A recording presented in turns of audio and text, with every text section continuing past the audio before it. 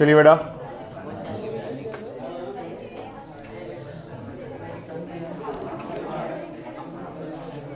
हाँ चलो इधर ध्यान दो बेटा। जैसे कि आपको याद हो अब तो हम लोगों ने क्या क्या लिया। स्टार्टिंग फ्रॉम द फर्स्ट हम लोग ने वर्क लिया था सबसे पहले।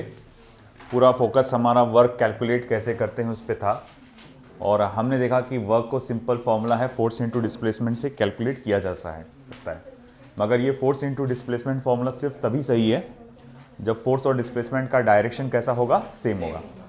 इन केस फोर्स और डिस्प्लेसमेंट का डायरेक्शन अगर अलग अलग हो तो इन दैट सिचुएशन आपको क्या करना पड़ता है, फोर्स का कंपोनेंट लेना पड़ता है जो कि डिस्प्लेसमेंट की डायरेक्शन में है।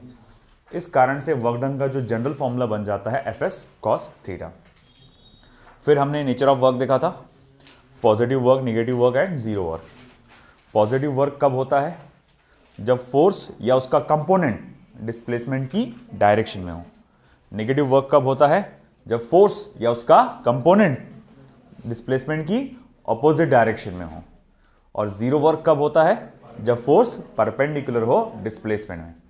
पॉजिटिव वर्क का मीनिंग क्या होता है कि ये फोर्स जो है मोशन को सपोर्ट कर रहा है। नेगेटिव वर्क का मीनिंग क्या होता है, इसने मोशन को अपोज किया है।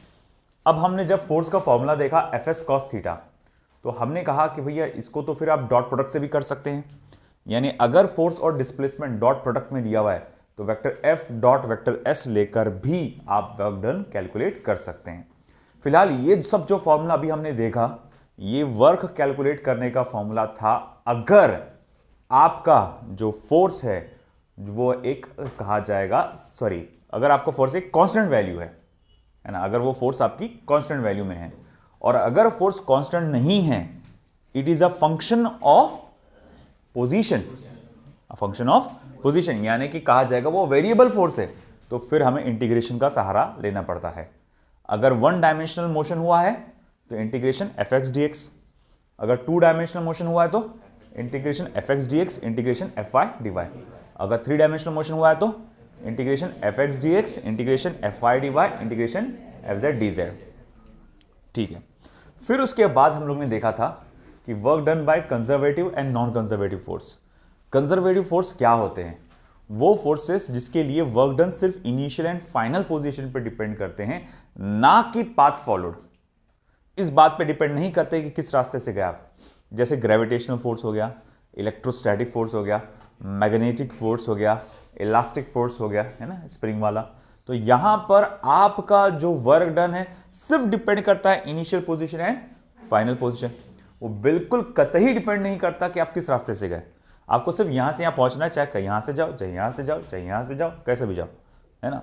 तो इस तरह के वर्क डन को हम लोग कहते हैं conservative force due to work done due to conservative force कहा जाता है इसे।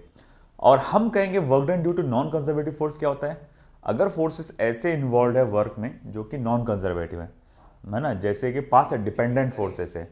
Example, friction, viscous force, air resistance, है ना। इनको हम लोग क्या कहते हैं कि भैया यहां इन फोर्सेस के कारण अगर वर्क डन हुआ तो इसे हम लोग कहते हैं work done due to non conservative force.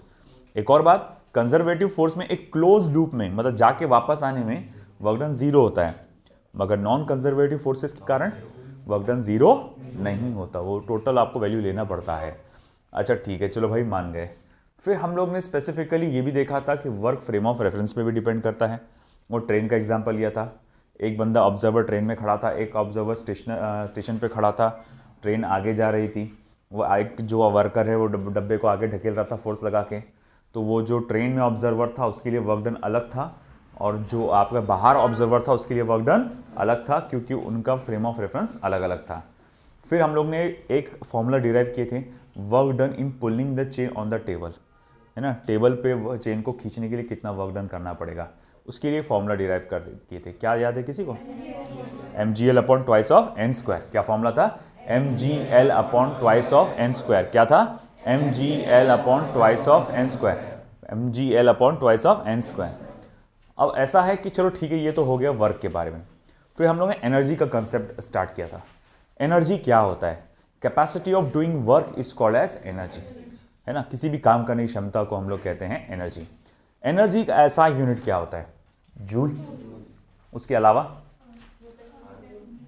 Newton metre, उसके अलावा हाँ किलोग्राम मीटर स्क्वायर पर सेकेंड स्क्वायर। सीजीएस यूनिट क्या होता है? अर्ग, है ना। अगर मुझे कन्वर्ट करना है एनर्जी को जूल से अर्ग में, कितने से मल्टीप्लाई करना पड़ेगा? 10⁻7 से। उसके अलावा भी कुछ यूनिट्स हैं, कुछ प्रैक्टिकल यूनिट्स हैं, है ना। जैसे कि भाई हम लोग कहेंगे 1 किलोवाट आवर, है ना, 1 किलोवाट आवर जो इलेक्ट्रिसिटी में इस्तेमाल करते हैं। और अगर मुझे 1 किलोवाट आवर को जूल में कन्वर्ट करना है तो उसके लिए क्या फॉर्मूला है, वैल्यू क्या है? 3.6 इंटू 10⁻6 से मल्टीप्लाई करना पड़ेगा। फिर उसके बाद क्या था? कैलोरीज, कैलोरी करके भी थी एक यूनिट, तो उसके लिए क्या था? 4.2 से मल्टीप्लाई करना पड़ेगा। एक और यूनिट थी इलेक्ट्रॉन वोल्ट, अगर आपको एनर्जी इलेक्ट्रॉन वोल्ट में दी जाए तो 1.6 इंटू 10⁻⁻19 से मल्टीप्लाई करना पड़ेगा। फिर हमने देखा था Einstein's mass energy relation, mass energy equivalence.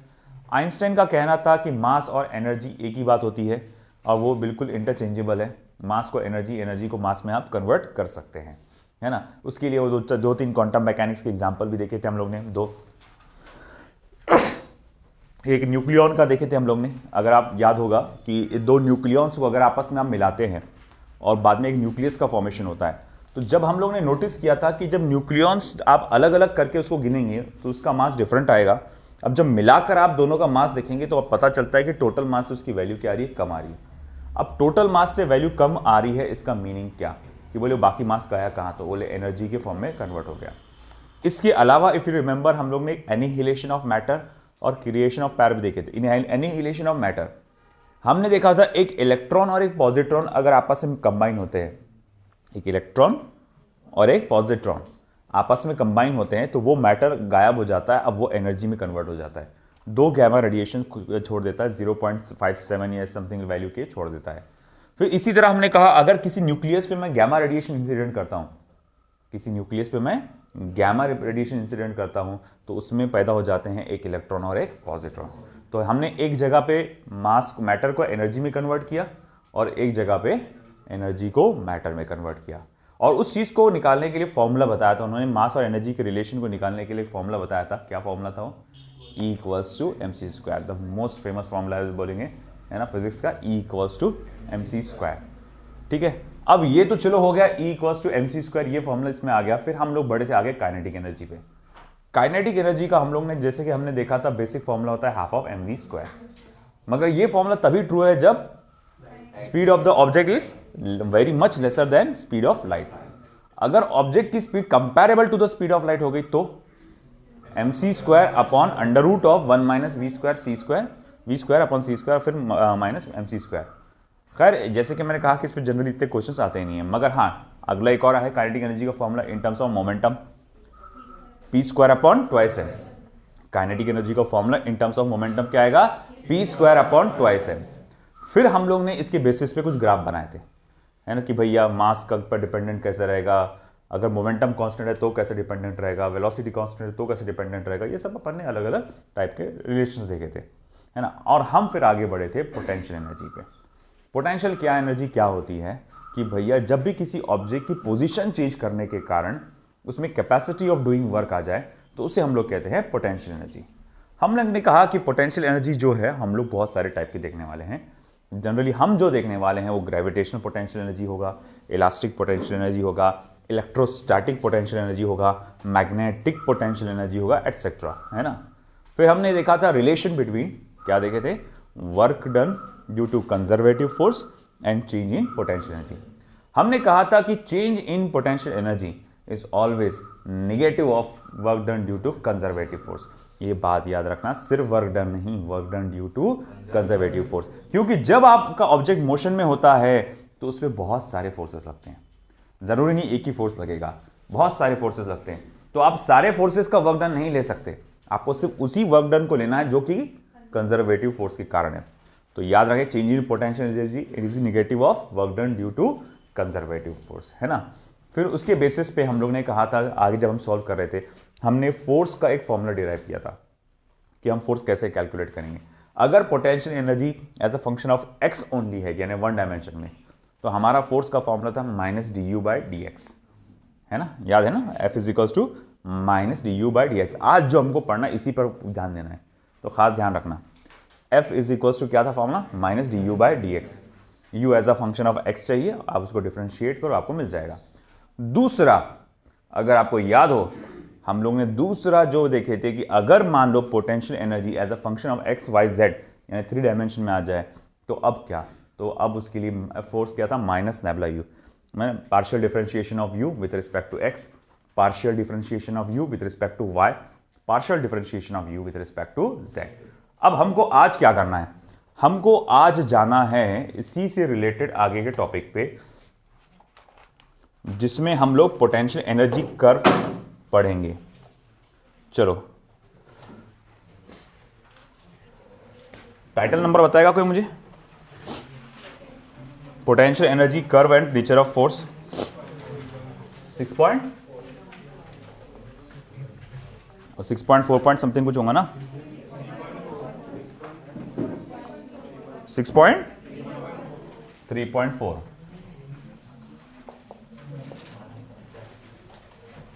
Potential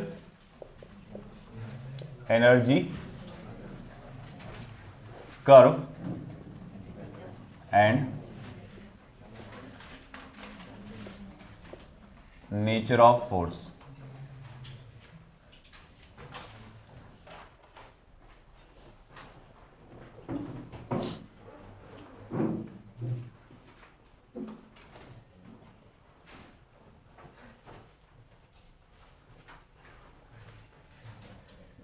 A graph plotted between potential energy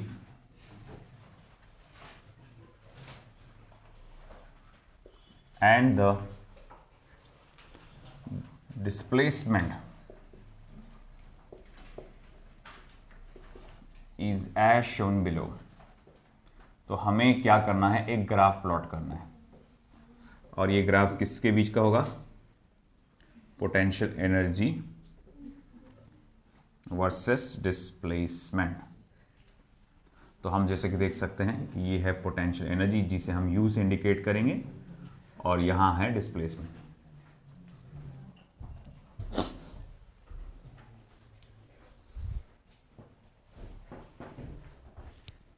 कैसा भी आपको ग्राफ जैसा लेना ले सकते हैं आप, रैंडम शेप का इस तरह से। एक मिनट,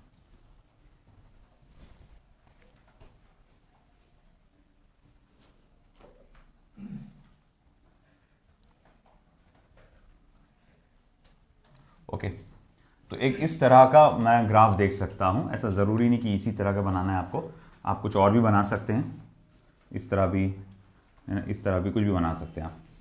तो भैया इस तरह का फिलहाल जैसे मैंने बनाया है वो ग्राफ को हम लोग देखेंगे। तो मैं ये नाम दूंगा सबको, A B C D E F. ये मैंने अलग अलग प्लॉटिंग कर दिया, नाम दे दिया ग्राफ को।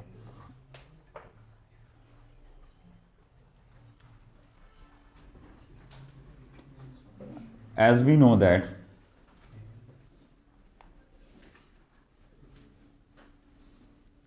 since u is the function of x, क्योंकि u जो है फंक्शन ऑफ x है यानी 1 dimensional, therefore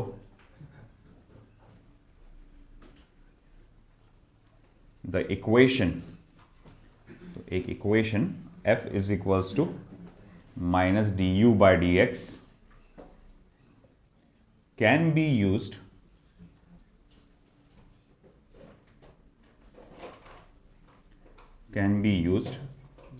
to determine nature of force. तो हम इस फॉर्मूले का इस्तेमाल करके नेचर ऑफ फोर्स कैलकुलेट कर सकते हैं। नेचर ऑफ फोर्स मतलब फोर्स कैसा है, अट्रैक्टिव इन नेचर है या कहा जाएगा रिपल्सिव इन नेचर है। बोले कैसे पता चलता है कि फोर्स आपका अट्रैक्टिव नेचर होता है?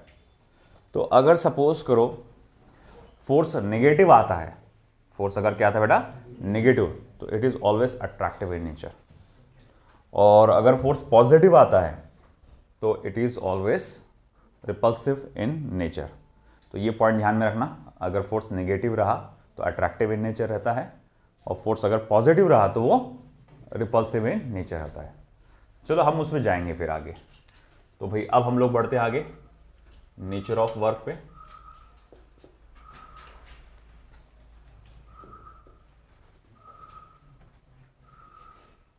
जिसमें सबसे पहला पार्ट मैं देखूंगा अट्रैक्टिव फोर्स। बोले क्या अट्रैक्टिव फोर्स मतलब, समझा नहीं। बोले कैसा?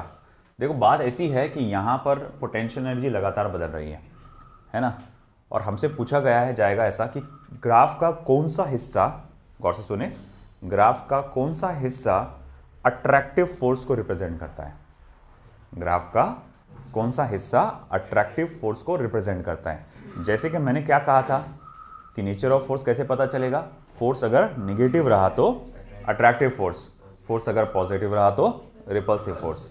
तो अब हमको देखना है कि ग्राफ का कौन सा हिस्सा है जो निगेटिव आएगा, मतलब आपको फोर्स निगेटिव देगा, और ग्राफ का कौन सा हिस्सा है जो आपको फोर्स पॉजिटिव देगा। अब हमें ये कैसे पता चलेगा, वो है स्लोप लेकर। क्या लेकर? स्लोप। स्लोप मालूम है ना, किसी भी ग्राफ में अगर इस तरह का कोई स्लोप आता है तो इसे हम लोग कहते हैं पॉजिटिव स्लोप, है ना, और अगर इस तरह से आता है तो हम इसे क्या कहते हैं? नेगेटिव स्लोप, है ना। आगे बढ़ रहे और वैल्यू कम हो रही तो नेगेटिव स्लोप, आगे बढ़ रहे वैल्यू बढ़ रही है तो पॉजिटिव स्लोप। तो हम जानते हैं कि भैया हमको इस तरह के कुछ चीज़ें मालूम है, और हमको एक और बात मालूम है कि आपका जो डेरिवेटिव होता है वो equivalent to slope of the graph होता है। डेरिवेटिव जो होता है equivalent to slope of the graph होता है, यानी पोटेंशियल एनर्जी का derivative with respect to x, ये असल में यहां के ग्राफ का क्या बन जाएगा? स्लोप बनेगा, है ना। अच्छा ठीक है, बोले मान लिया। अब आप मुझे बताइए कि क्या लगता है इस ग्राफ का कौन सा हिस्सा आपको पॉजिटिव स्लोप दे रहा है? एक ए बी है, एक सी डी है, और एक ई एफ है। At A B, at C D, at E F slope positive है, पॉजिटिव है। स्लोप पॉजिटिव है, इसका मतलब क्या? D u by d x positive है। स्लोप पॉजिटिव है, इसका मतलब क्या? D u by d x positive है। अब अगर d u by d x positive है तो एफ की वैल्यू कैसी आएगी? निगेटिव में, क्योंकि ऑलरेडी पहले से कौन बैठा हुआ था? Minus sign. ये माइनस साइन जब किसी भी पॉजिटिव नंबर के साथ मल्टीप्लाई होता है तो वो उसे क्या बना देता है?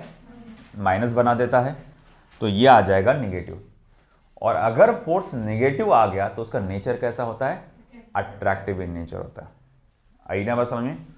अब इसी तरह मैं आपसे पूछूंगा कि ग्राफ का कौन सा हिस्सा है जहां पर स्लोप निगेटिव आ रहा है? BC, DE। यहां स्लोप निगेटिव है।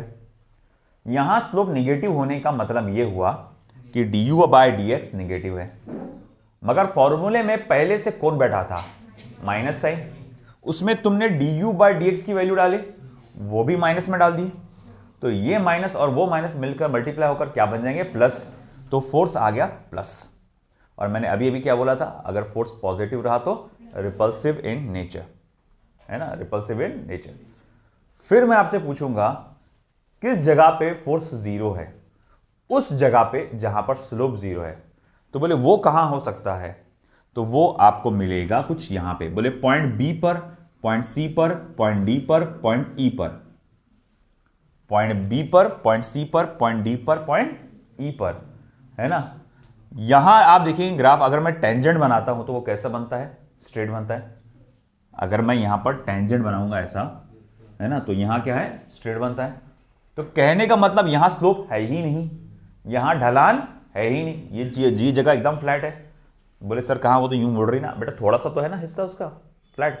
थोड़ी देर के लिए, थोड़ी सी जगह के लिए हम कहेंगे कि यहां क्या हुआ था? स्लोप जीरो था। अगर इस जगह पे स्लोप जीरो था, है कि नहीं, तो हम कहेंगे कि भैया उस जगह पे फोर्स भी क्या था? जीरो था। आई क्या बात समझ में आपको बेटा? है ना। तो बस यही चीज है आपका नेचर ऑफ फोर्स। बहुत आसान था। चलिए मैं लिख देता हूं।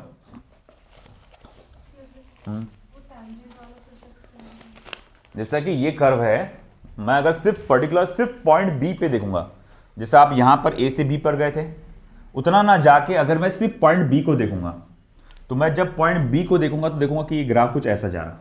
थोड़ा जूम करूंगा तो मैं, तो देखो आपका ये हिस्सा अगर आपने नोटिस किया हो, ये वाला पार्ट है ना, ये अगर मैं यहां पर बनाऊंगा टेंजेंट, तो इसका टेंजेंट क्या रिप्रेजेंट करता है? स्लोप। वहां का स्लोप कैसा है? तो ये टेंजेंट अगर आप बनाएंगे तो ये कैसा आएगा? ये ढलान आ रही किसमें? एकदम फ्लैट आ रहा।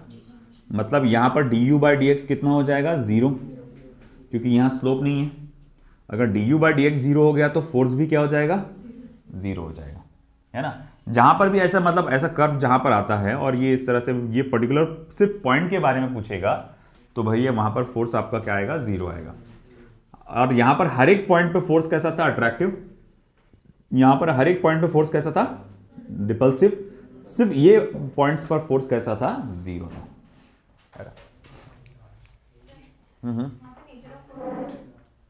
नेचर ऑफ वर्क डाल दिया ना मैंने, नेचर ऑफ फोर्स था।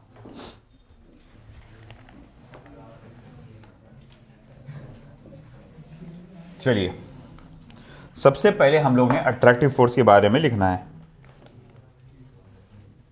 If slope of the graph that is d u by d x, अगर ग्राफ का slope that is d u by d x is positive, ये पॉजिटिव है, देन एफ इज नेगेटिव। तो f आपका कैसा आएगा? Negative आएगा in direction, that is force is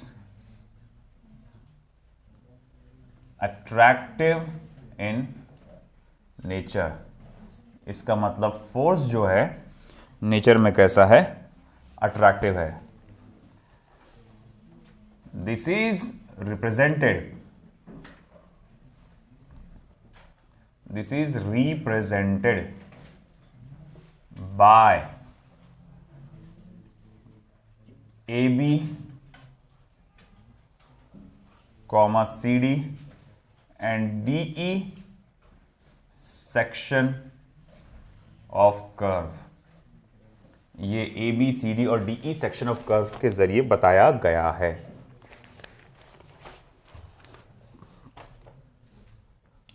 फिर सेकंड,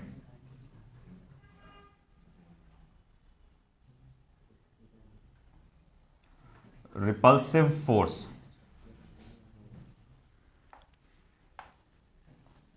बोले ये क्या होगा? If slope of the graph that is du by dx is negative, अगर मान लो स्लोप ऑफ द ग्राफ क्या रहेगा? निगेटिव रहेगा, then f is positive in direction।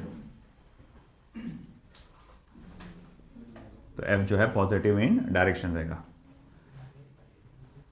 That is force is repulsive in nature. इसका मतलब ये हुआ फोर्स जो है नेचर में रिपल्सिव है। दिस इज रिप्रेजेंटेड बाय, और ये रिप्रेजेंट किया गया है कौन सा section? B C and D E section of the curve. B C comma D E section of the curve. तो कर्व के इस हिस्से से वो रिप्रेजेंट किया जाता है ना। Attractive force and repulsive force.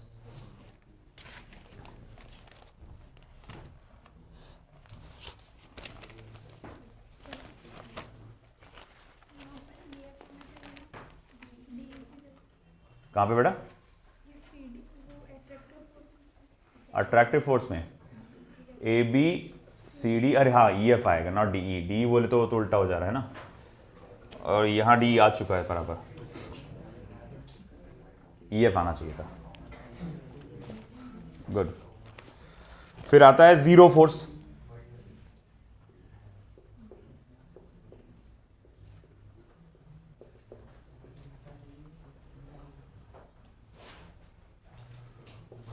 On increasing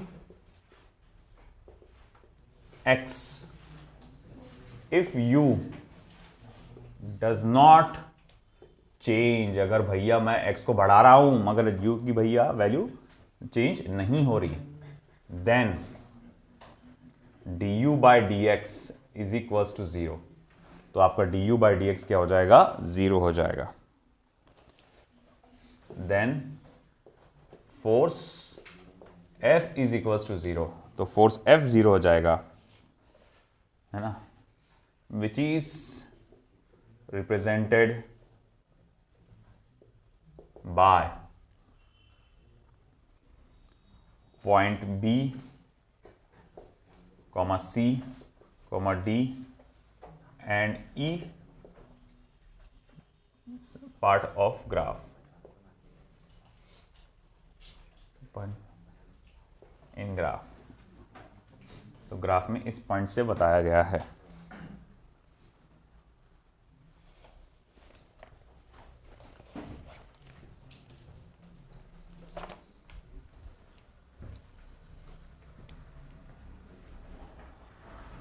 These points can be called as position of equilibrium।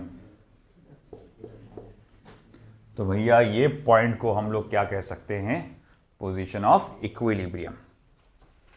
इनको हम इक्विलिब्रियम की पोजीशन कह सकते हैं। इक्विलिब्रियम क्या होता है, मतलब बैलेंस्ड, है ना।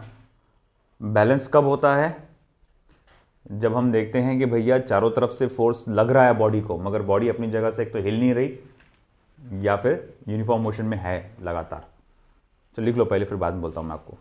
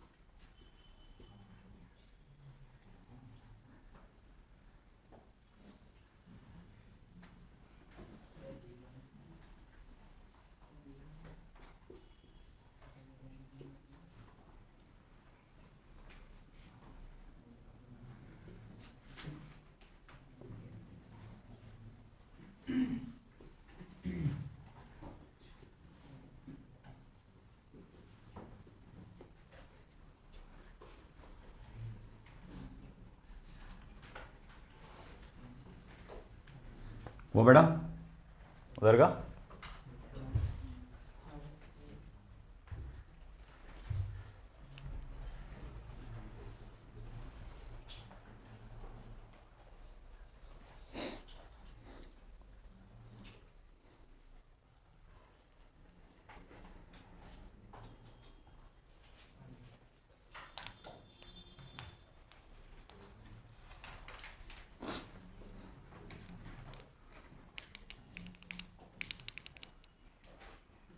मुझे उधर का पूरा इरेज करना है, तो पूरा लिख लो फटाफट, आगे का पार्ट बताने के लिए आपको।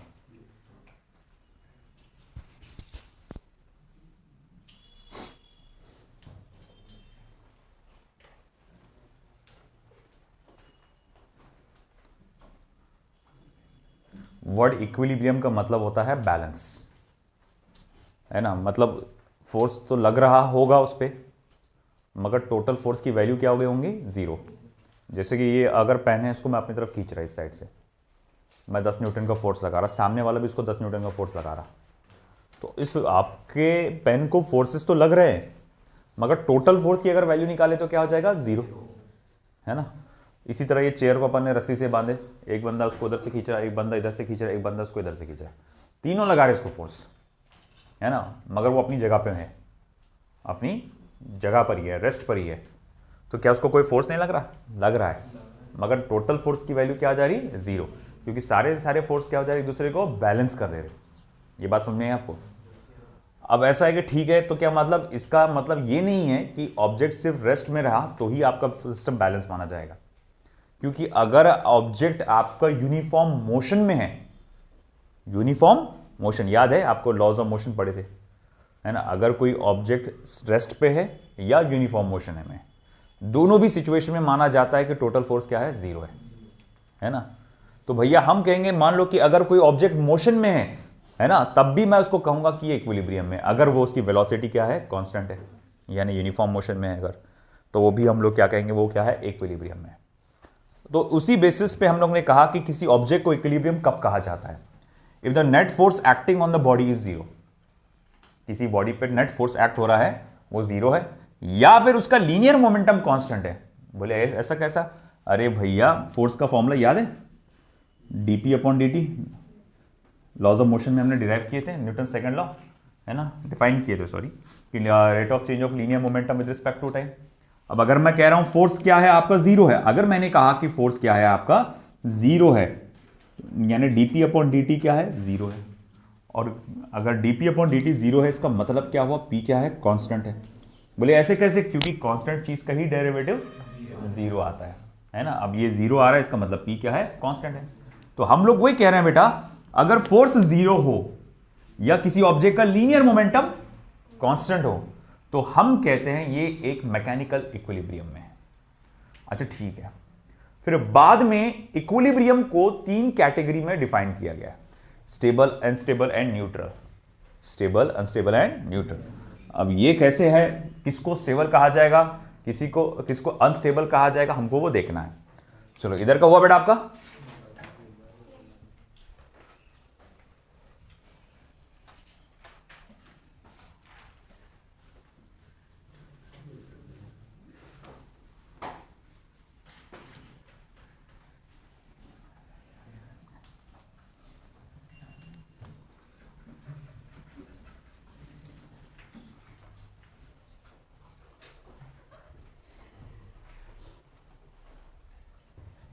तो मैं इसको 3 कैटेगरीज में बांटूंगा।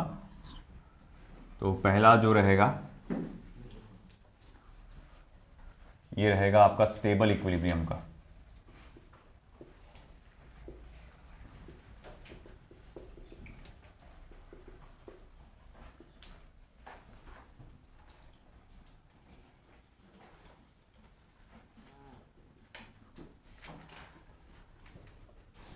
दूसरा जो रहेगा अनस्टेबल इक्विलिब्रियम का, और तीसरा जो रहेगा न्यूट्रल इक्विलिब्रियम का,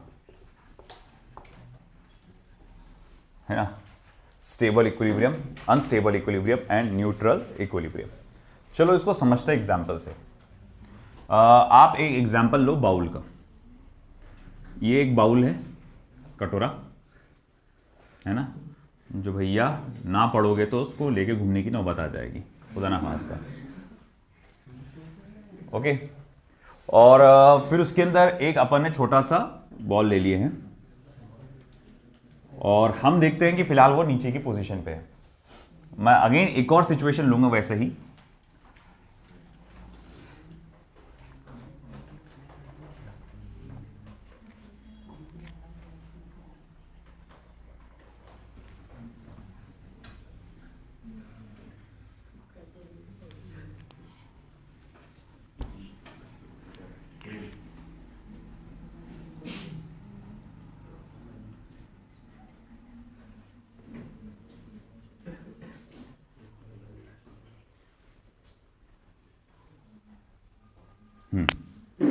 और ये एक हॉरिजॉन्टल टेबल है। ओके बेटा, फिलहाल इनिशियल सिचुएशन में देखिए, मैं आपसे पूछूंगा फिलहाल जब मैं इस तरह से बॉल को यहां रखा, मैंने यहां रखा एग्जैक्ट सेंटर पे यहां रखा, तो मैं बोलूंगा क्या ये बॉल मोशन में है? तो नहीं, बॉल अपनी जगह पे रेस्ट में है ना। तो भैया अगर ये अपनी जगह पे रेस्ट पे है, इसका मतलब क्या है कि वो अभी कौन सी पोजीशन में है या सिचुएशन में? इक्विलिब्रियम सिचुएशन में है ना, इक्विलिब्रियम में है, क्योंकि टोटल उसे फोर्सेस लग रहे हैं, ऐसा नहीं कि फोर्स नहीं लग रहा है, मगर वो कैसा है, नेट फोर्स क्या हो गया इसका? जीरो हो गया है ना। टोटल फोर्स क्या हो चुका है? जीरो हो चुका है। अच्छा ठीक है, माना कि ये टोटल फोर्स हो चुका है जीरो, मगर बाद में ये आता है कि अगर सपोज करो मैं इसको यहां से सरकाता हूं, यहां पर मैंने क्या किया, इसको यहां से सरका के कुछ यहां पर लेकर आया है ना, ये बॉल को सरका के मैंने यहां से यहां लेकर आया, तो अब अगर मैं इसको इधर लेके आऊंगा, छोड़ दूंगा, तो ये वापस कहां आ जाएगा? जहां है वो वहीं पर आ जाएगा, इनिशियल सिचुएशन में आ जाएगा, है ना। मतलब यहां ये स्टेबल है। स्टेबल क्या होता है? स्टेबिलिटी किसको बोलते हैं, है ना। हर कोई आजकल क्या, सरकारी नौकरी सरकारी नौकरी सरकारी नौकरी क्यों करते बैठता है भैया, है ना। क्यों भैया? सरकारी नौकरी में क्या खासियत है कि बोले स्टेबिलिटी आ जाती है। स्टेबिलिटी मतलब बोले भैया कुछ भी हो, पैसा तो अपने को मिलता रहेगा, है ना। पढ़ाओ ना मत पढ़ाओ बोले, है ना। अब जैसा कि फॉर एग्जांपल कई सारी जगह ऐसी होती है कि आप हम लोग, जैसा एक बार ऐसी हुआ था, मेरी एक लैंड ज़मीन थी जिसको मैं बेच रहा था एक पर्सन को, और वो भैया, मैं सुना कि भाई बहुत पैसे वाला है, उसको बोले क्या 80,000 1 लाख रुपए उसको, बोले कोई स्कूल में है, उसको सरकारी स्कूल में उसको पेमेंट आते रहती है। तो बोला ठीक है भाई। अब मेरे में माइंड में ये सब पर्सनैलिटी थी, भाई होऊंगा भाई कमारा अच्छा खासा, एकदम होंगे थोड़ी अच्छी पर्सनैलिटी दिखने दिखाने में, है ना। भैया वो आए जो बिंदास एकदम लाल कलर का शर्ट है ना पूरा पहने हुए, अरे वो नहीं, ये तो मरून है रे बाबा, ऐसा लाल नहीं, ऐसा लाल नहीं, एकदम वो जो आता है रेड, एकदम भड़कीला रेड, है ना। इसके जैसे तो बोलेंगे तो ऐसा शर्ट शर्ट रे बाबा है कि वो भाई। और अरे भाई देखो अंदर है ना वो कहते हैं पीली बनियान एकदम टाइप में, है ना, और एकदम भाई बिंदास आए, यूँ बैठे एकदम यूँ करे। मैं बोला, बोले वो कहा है वो जो टीचर लेने का था, तो बोले वो बोले ये तो है, बोले अला ये क्या चलो गए हम। अब चलो ठीक है, हमको जाना था रजिस्ट्रेशन के लिए, खामगांव वामगांव गए हम लोग वहाँ पर रजिस्ट्रेशन के लिए, और वहाँ गए। अब चलो वो साथ में आ रहे थे हम लोग कार में, तो बातें करते हुए, तो फिर बाद में ऐसी जो बातों से पता चल रहा लैंग्वेज से कि भैया ये बंदा, मैंने बोले उसको कुछ नहीं आता तो बोला आपका कैसा है, अपना जॉब प्रोफाइल कैसा, आप क्या करते हैं, आपका कैसा चल रहा है? बोले कुछ नहीं, बोले अपने को क्या है, बोले जाके साइन करते, थोड़ा बहुत बच्चे भी बोले कुछ खास पढ़ने वाले हैं नहीं, तो बस बोले हम बोले देखते जो भी पढ़ा देते किताब में से, और बोले भाई बैठते, बोले चाय नाश्ता करते, फिर आ जाते शाम में बोले घर पे। बोले 80,000 1 लाख रुपए पेमेंट आ रही है, लॉकडाउन के टाइम की बात जैसा कहा जाएगा उस टाइप चल रही है बात। तो मैं बोला भैया ये बंदा एक कमाल का बताता है एक इंसिडेंट। एक इसी तरह बालापुर में एक मेरे काफ़ी करीबी दोस्त थे जो 10th स्टैंडर्ड के क्लास टीचर थे। 10th स्टैंडर्ड के उस वक्त वो क्लास टीचर थे, और वो क्या करने वाले थे, मतलब स्कॉलरशिप की ट्यूशन ले रहे थे। उन्होंने मेरे को बुलाया, मंसूर इधर आ रहे, बोले यार ये इसमें लिखा हुआ है ऑड मैन आउट, है ना, odd man out, gold silver copper plastic, मगर आदमी तो दिख ही नहीं रहा, बोले आदमी का नाम ही नहीं है इसमें ये बंदा 10वीं का क्लास टीचर अरे बोले भैया आदमी तो है नहीं इसमें, बोले अब मैं तो क्या बोलूं भाई। ठीक है, मैंने चलो बताया उसको ऑड मैन आउट का मीनिंग क्या होता है। खैर ऐसे ऐसे होते हैं सिचुएशंस, है ना, मगर अब ध्यान दीजिए, मगर फिर भी उनकी लाइफ में स्टेबिलिटी है। अब हमारा कैसा है, कोचिंग में हमारा कैसा है, हमको पढ़ाना है, क्वालिटी वाइज पढ़ाना है, अच्छी क्वालिटी का पढ़ाना है, रिजल्ट्स के लिए पढ़ाना है, नहीं तो भैया बच्चे नहीं आएंगे। तो हमको उस चीज़ का ध्यान रख के हमको मेहनत करते रहना पड़ता है। हर साल अपने नॉलेज को हम अपग्रेड करते हैं, अपने टेक्निक को अपग्रेड करने की कोशिश करते हैं, है ना। मगर वहीं जो कॉलेज ओरिएंटेड टीचर्स है, मैं सबकी बात नहीं कर रहा, बट कैसा कि ऑनलाइन जाना ना मगर पॉइंट कैसा है कि एक फैक्ट है ये उनके अब कॉलेज गोइंग टीचर्स का एक ऐसा रहता कि उनके सामने कोई चैलेंज नहीं है कि भैया, स्कूल के जो टीचर्स हैं उनका कोई चैलेंज नहीं है कि भैया उनको रिजल्ट्स देना अच्छे हैं, ये करना है। उनको सिर्फ क्या है, कॉलेज रन करना है। उनको सिलेबस दिया है स्टेट बोर्ड का, इतना पढ़ाना है। उसमें भी बच्चे जो रहते वो आते ही नहीं, क्रीम लेवल के बच्चे आते ही नहीं कॉलेज, है ना, वो ट्यूशन्स के भरोसे रहते और वो जो पढ़ाते वो हो जाता वैसा। मगर उनकी लाइफ में कैसी है, स्टेबिलिटी है। वो कुछ अगर होता, जैसे कोविड आया है ना, कोविड आया, उनको इतना खास फर्क नहीं पड़ा। उनकी पेमेंट चालू थी, भले आधी थी, उनकी पेमेंट चालू थी। मगर प्राइवेट सेक्टर वालों को बहुत ज्यादा फर्क पड़ा, है ना। जैसे कि हमारे कोई जो कहा जाएगा, बहुत ज्यादा फर्क पड़ गया। जब हमारा लॉकडाउन से पहले, मुझे अच्छे से याद है, लॉकडाउन के पहले हम लोग ने काफी, जैसे अभी पब्लिसिटी की है, वैसे ही हम लोग ने रिपीटर्स और क्रैश कोर्स की पब्लिसिटी किए थे और बहुत जबरदस्त हम लोग ने मतलब क्राउड इकट्ठा कर लिए थे। फर्स्ट डे मुझे याद है कि हम लोग ने 100-150 के आसपास हमारे स्टूडेंट्स जो है क्रैश कोर्स में कुछ आए थे, चल रहा था और बहुत अच्छा चल रहा था। मतलब अब उसी वक्त जैसा, मतलब कुछ महीने पहले की बात है, जब पेरेंट्स एडमिशन लेने आ रहे थे तो बोले वो यार वो कोरोना वरोना चल रहा, बोले चाइना वाइना में, बोले इधर तक फैल सकता है ऐसा वैसा। अरे वो आते रहता वहाँ, कुछ यहाँ थोड़ी आएगा, है ना। मैंने ये बोला, मैंने साला बोलना गलती हो गई मेरी। मैंने फिर क्रैश कोर्स का पहला दिन मुझे मालूम था, मेरे को तो पता चल गया था कि भैया ऐसा होने वाला है, लॉकडाउन होने वाला है। हमको लगा 15-20 दिन, 1 महीने का होगा, है ना। तो हम लोग ने चलो अनाउंस कर दिया कि क्लास स्टार्ट होगी। 1 दिन 2 दिन हमने बैच लिए। फिर भैया उसके दूसरे दिन से आपको तो मालूम है, फिर जो कड़क लॉकडाउन हुआ वो आज तक इतिहास है ना। मगर फिर बाद में हम लोग इतना ट्रेम्बल हुए, उसके बाद ऑनलाइन लिए। अब ये देखो ऑनलाइन, तो अब तो क्या सबको कॉमन, उस वक्त सूझ नहीं रहा था, है ना। चलो किसी तरह ऑनलाइन ले रहे हैं घर पे, मगर वो रिस्पॉन्स नहीं आ रहा था। फिर चलो ऑनलाइन लेने के बाद जब किसी तरह से सिचुएशन पहले जैसी नॉर्मलाइज होने लगी, तो पहले जैसा रिस्पॉन्स अब मिलने नहीं लगा। बहुत ज़्यादा ग्राफ जो है हमारा डाउन हो गया। फिर हम लोग को जो लोकेलिटी थी, लोकेशन था, उसका भी प्रॉब्लम आ गया। फिर दूसरी जगह, छोटी मोटी जगह जाके करना पड़ा।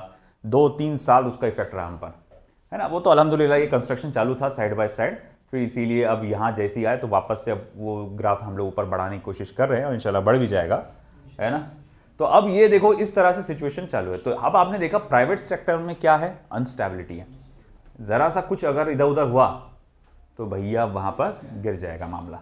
मगर आपके जो गवर्नमेंट सेक्टर है उसमें क्या है, सबसे बड़ी स्टेबिलिटी है ना। उसको आप कितना भी मूव करो, आप वापस पुरानी वाली पोजीशन पे आ सकते हो। तो वही बात यहां पर हो रही है बेटा।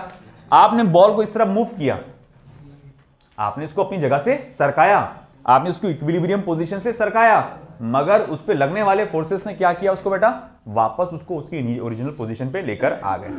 तो हम लोग कहेंगे कि ये स्टेबल इक्विलिब्रियम में है। इसी तरह से आप यहां देखो, आप बेटा क्या हुआ है कि यहां पर हमने क्या देखा कि ये आपका कटोरे के ऊपर मैंने बॉल इस तरह से रखा है, मैं जरा सा धक्का दूंगा, क्या होगा बेटा, वो नीचे गिर जाएगा। बिल्कुल वो लौट के वापस आएगा क्या, नहीं, वो अपनी पुरानी पोजीशन पे बिल्कुल नहीं जाएगा, बल्कि उसको दूर लेके चले जाएगा और भी। तो हम लोग कहेंगे कि ये क्या है बेटा, अनस्टेबल इक्विलिब्रियम है ना। अभी इक्विलिब्रियम में तो है, मगर इस पोजीशन पे वो स्टेबल है क्या, नहीं, जरा सा इधर उधर हुआ मामला अनस्टेबल हो जाएगा, अनस्टेबल इक्विलिब्रियम में है। और अब ये देखो कमाल की बात, न्यूट्रल, कोई फर्क ही नहीं पड़ता। आप उसको उठा के यहां से यहां रख दो, आप उसको उठा के यहां से यहां रख दो, वो यहीं रहेगा, है ना। ना वापस आएगा ना ही दूर जाएगा। यहां क्या हुआ था, वापस आ गया था, यहां क्या हुआ था, और दूर चला गया था, और यहां पे ना वापस आएगा ना दूर जाएगा। बस आप उसको यहां उठा के रख दो, वो वहीं पे इत्मीनान से बैठा रहेगा। तो आया समझ आपको। तो इसको हम लोग कहेंगे न्यूट्रल इक्विलिब्रियम। आई क्या बात समझ में आपको ये बेटा, है ना। अब इसी चीज को हमको डिफाइन करना है। इसी कंसेप्ट को आप चैप्टर में, 2 चैप्टर में और पढ़ने वाले हैं। एक चैप्टर आएगा इलेक्ट्रोस्टैटिक, वहां पर भी स्टेबल अनस्टेबल, आप स्टेबल और अनस्टेबल रहेगा, वहां न्यूट्रल नहीं रहेगा। स्टेबल इक्विलिब्रियम अनस्टेबल, और एक मैग्नेटिक चैप्टर में भी पढ़ने वाले हैं, मैग्नेटिज्म एंड मैटर में। अब मैं मैग्नेटिज्म का आपको अभी समझा सकता हूं। आप इमेजिन करो, कमरे के इस हिस्से में एक बहुत स्ट्रॉन्ग नॉर्थ पोल है, क्या है, नॉर्थ पोल, और ये दीवार पे एक बहुत स्ट्रॉन्ग साउथ पोल है, और ये बार मैग्नेट है। इमेजिन कर लो ये बार मैग्नेट है। अब ये बार मैग्नेट को मैंने ऐसा रखा, ये जो ढक्कन है इसका नॉर्थ पोल है ना। फिलहाल मैं इसको ऐसा रखता हूं, ये नॉर्थ पोल के सामने इसका साउथ पोल, उसके साउथ पोल के सामने इसका नॉर्थ पोल। आपको मालूम है एक दूसरे को क्या करते हैं, अट्रैक्ट। अब अगर सपोज करो बेटा मैं क्या करता हूं, उसको ऐसा धक्का देता हूं, अपनी जगह से इसको रोटेट करता हूं, तो क्या होगा, छोड़ दूंगा तो वापस सीधा हो जाएगा, मतलब वो वापस कहां आ जाएगा, अपनी इनिशियल पोजीशन पे आ जाएगा। तो अगर इस तरह से आपका एंगल है, अगर आपका इस तरह से एंगल है, तो हम कहते हैं कि ये स्टेबल इक्विलिब्रियम में है। ये क्या कहते हैं हम लोग, स्टेबल इक्विलिब्रियम में। और अब अगर इमेजिन करो मैंने ऐसा किया, मैं ये जानता हूं ये लगातार रिपेल कर रहा है, ये भी साउथ पोल इसको लगातार रिपेल कर रहा है, ये कुछ इस तरह से है कि मैं दोनों हाथों से इसको लौट रहा हूं, मगर ये एकदम इक्विलिब्रियम में होने की वजह से नहीं जा रहा है। अगर मैं जरा सा धक्का दिया, जरा सा ऊपर की तरफ करा, तो क्या होगा, पलट जाएगा, फिर वो वापस नहीं आएगा, है ना। तो अब ये जो कहा जाएगा क्या है, अनस्टेबल इक्विलिब्रियम। ये चीज आप इलेक्ट्रोस्टैटिक में भी पढ़ने वाले हैं, ये चीज आप मैग्नेटिज्म एंड मैटर में पढ़ने वाले, ये चीज रिपीट होगी वहां पर, है ना, वहां पर आप देखेंगे अपन।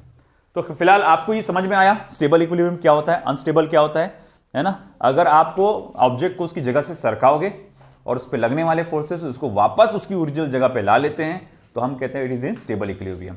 और अगर उसको वापस नहीं लाते तो भैया दूर लेके चले जाते, तो भैया unstable equilibrium.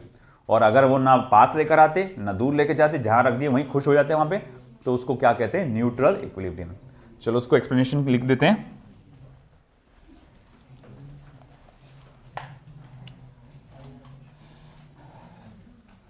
When a particle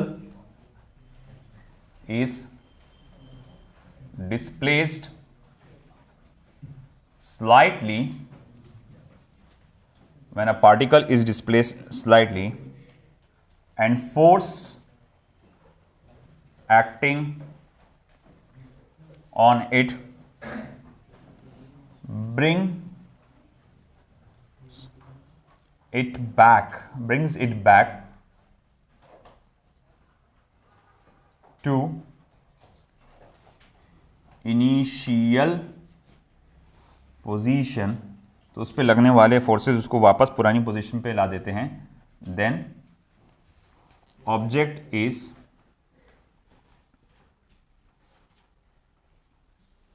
eight stable equilibrium. तो हम कहते हैं कि ऑब्जेक्ट जो है स्टेबल इक्विलिब्रियम में है।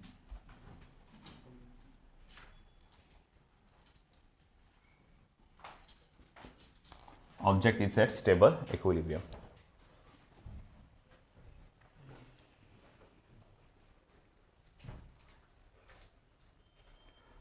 When a particle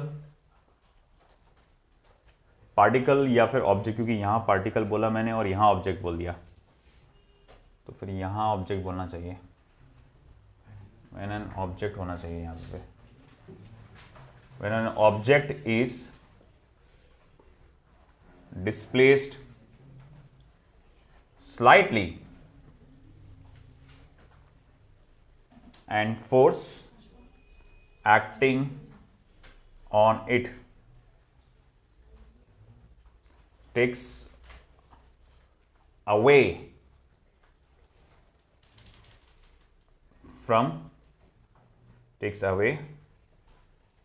its initial position, तो उस पर लगने वाले फोर्सेस उसको अपनी इनिशियल पोजीशन से दूर लेके चले जाते हैं। Then object is in unstable equilibrium, तो ऑब्जेक्ट को माना जाता है कि वो अनस्टेबल इक्विलिब्रियम में है। फिर आगे, When a particle, इसमें बहुत कुछ लिखना है, अभी 3-4 पॉइंट और लिखना है, तो लंबा रखना है टेबल को। When a particle is displaced from its, या फिर से पार्टिकल लिख दिया मैंने, when an object is displaced from its initial position, अगर आपने ऑब्जेक्ट को उसके इनिशियल पोजीशन से डिस्प्लेस करा है,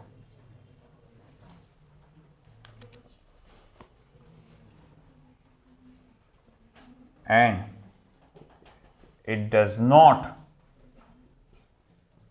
experience, और डिस्प्लेस करने के बाद it does not experience any force acting on it and continues to be in equilibrium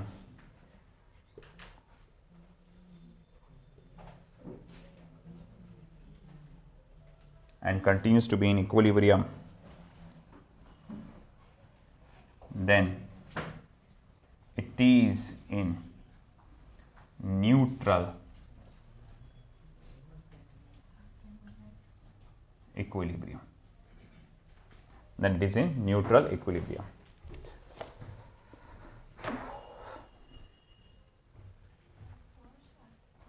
So when a particle is displaced slightly and force acting on it brings it back to the initial position, then the object is in stable equilibrium.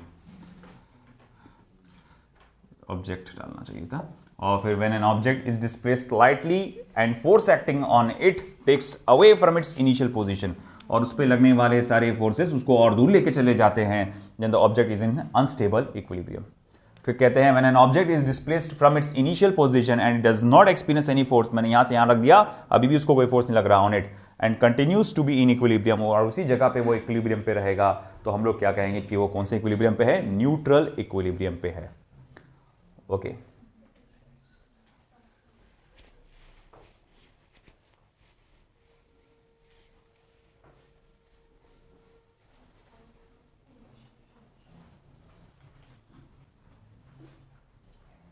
बोलो बोलो बोलो, मैं बोल देता, dictate कर देता.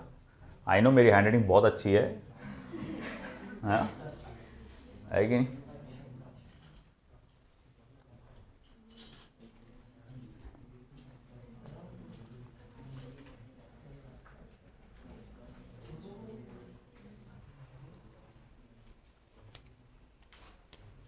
हुआ बेटा?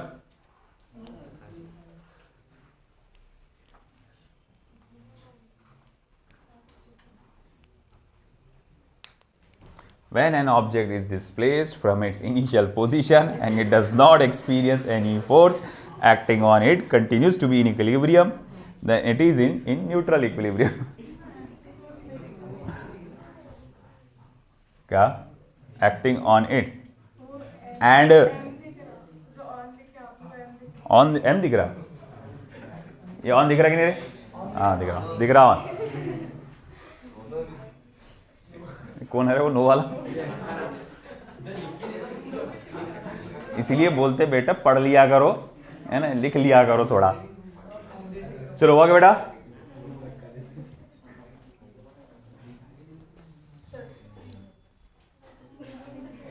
जल्दी लिखा कर. तो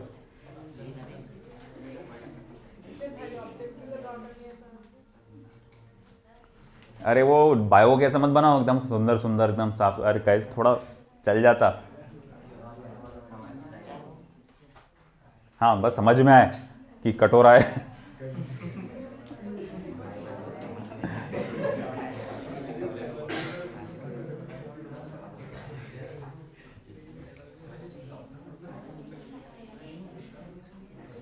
अरे हो गया क्या रे भाई? मुझे उसी टेबल में लिखने का है ना बाबा.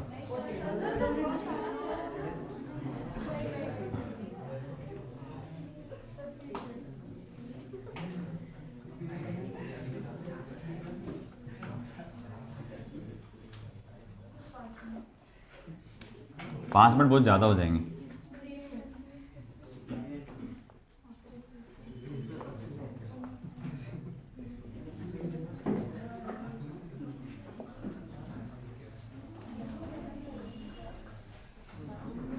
तो देखो स्टेबल अनस्टेबल न्यूट्रल के बारे में और बातें. स्टेबल इक्विलिब्रियम में पोटेंशियल एनर्जी जो होती है ये सबसे मिनिमम लेवल पे होती है. पोटेंशियल एनर्जी जो है सबसे मिनिमम लेवल पे होती है. यहां पोटेंशियल एनर्जी में जरा सी भी काम करने की क्षमता नहीं है ना. और जब आप अनस्टेबल पोजीशन पे जाते हैं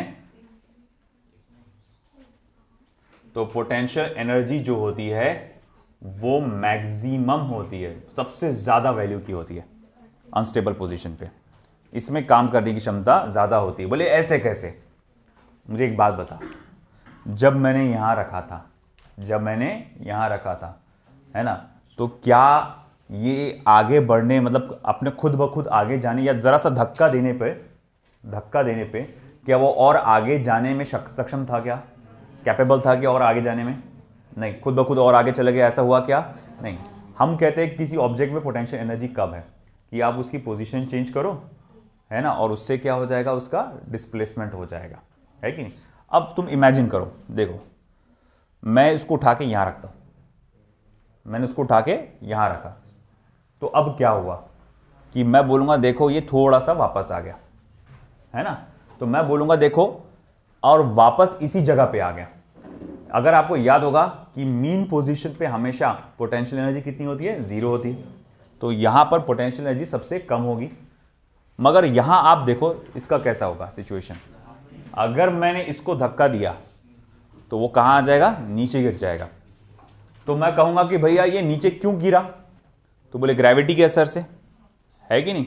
और जब हम देखते हैं कि भैया ये ऑब्जेक्ट नीचे आया, खुद ब खुद नीचे आया ग्रेविटी के असर से, तो इसका मतलब इसके पास क्या थी बेटा? काम करने की एबिलिटी थी, और वो क्या कहलाती है? पोटेंशियल एनर्जी, है ना। तो बोले इसके पास सबसे ज्यादा पोटेंशियल एनर्जी है।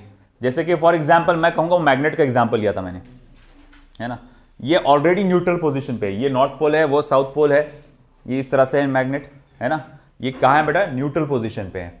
अब अगर मैं इसको धक्का दूंगा या फिर इसको ऐसे ही रहने दूंगा फिलहाल, तो ये अपनी जगह खुद ब खुद चेंज कर सकता है क्या? अगर हल्का सा भी अगर मैं धक्का दूंगा, तो मामूली सा होगा इसके अंदर, तो भैया चेंज इन पोटेंशियल एनर्जी कैसी होंगी? मामूली सी होंगी एकदम।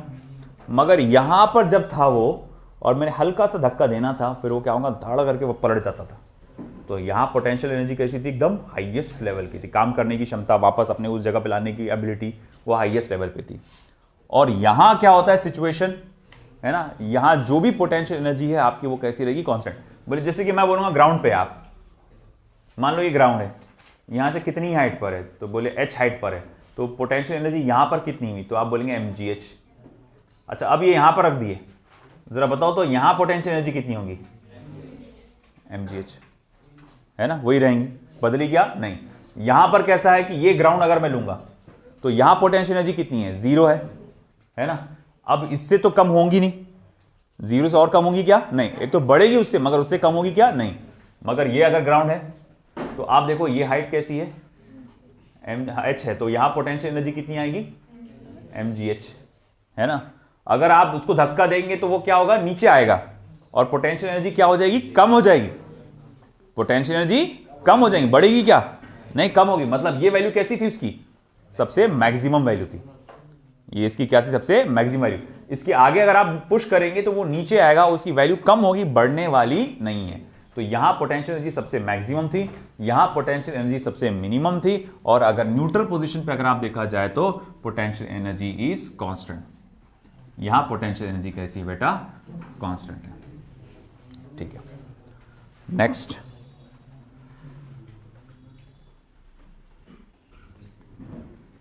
D square u upon d x square is equal to positive. D square u upon d x square is negative. D square u upon d x square equals to 0। बताते हैं आपको, बताते हैं। पहले आप लिख लो, फिर इसको एक्सप्लेन करेंगे, क्योंकि इसको ग्राफ के जरिए बताना पड़ेगा मुझको। D square u upon d x square is positive, d square u upon d x square is negative. ये बहुत पहले जब अपन ने डेरिवेटिव पढ़े थे, और डेरिवेटिव में मैक्सिमम एंड मिनिमम वैल्यूज निकालने का अपन ने पढ़े थे, तो मैंने बताया था डबल डेरिवेटिव पॉजिटिव आ रहा तो ये मिनिमम वैल्यू बताता है, और जब डबल डेरिवेटिव नेगेटिव आता तो वो मैक्सिमम वैल्यू इंडिकेट करता है। ये सब हमने पढ़े थे। बताते हैं आपको कैसे।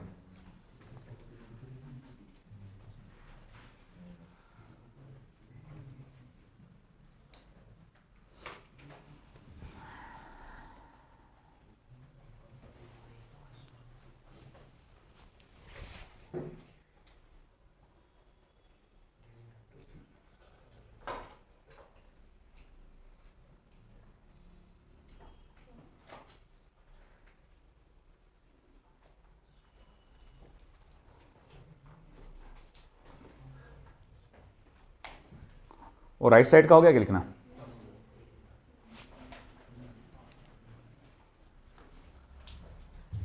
यहां पर भी हो जाएगा वैसे। ये ग्राफ बनाने की जरूरत नहीं रहेगी आपको सिर्फ समझने के लिए बना रहा हूं मैं।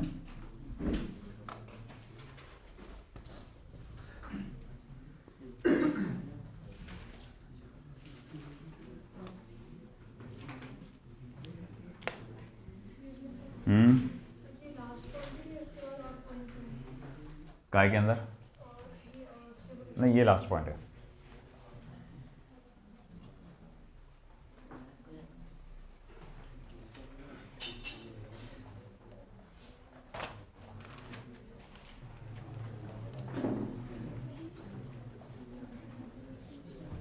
चलो उधर ध्यान दो बेटा।